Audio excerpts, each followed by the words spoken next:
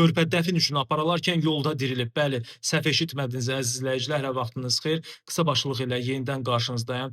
Tükürpədən bu dəhşətli hadisə bir neçə gün bundan öncə Ağcabədi rayonunda baş verib. Belə ki, 9 aylıq körpə əvvəlcə rayon mərkəzi xəstəxanasında müalicə alıb, vəziyyəti ağırlaşdığından o Bakıya göndərilib, lakin tibbi müdaxilələrə baxmayaraq körpə xəstəxanada vəfat edib.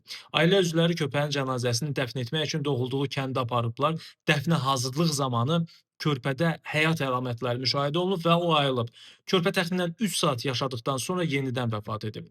Körpənin atası faktı təsdiqləyərək bildirib ki, övladı rayon mərkəzi xəstəxanasında oksigen balonunun bitməsi səbəbindən süni tənəffüs aparatından ayrılıb və bu ağır fəsadlara yol açıb. Sonradan körpə Bakı Elmi Tədqiqat Pediatriya İnstitutunda koma vəziyyətində müalicə alsa da vəziyyəti yaxşılaşmayıb. Ata bildirib ki, daha sonra körpə özəl xəstəxanaya yerləşdirilib, lakin həkimlər onun yaşamasının mümkün olmadığını deyiblər. Körpə süni tənəffüs aparatına ayrıldıqdan sonra vəfat edib.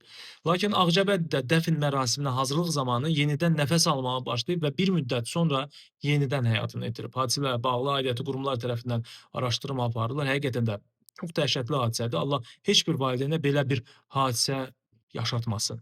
Siz bu dəhşətli hadisə ilə bağlı nə düşünürsünüz? Əziz izləyicilər, fikirlərinizi şərhlərdə qeyd edə bilərsiniz. Özünüzdən müğayət olun.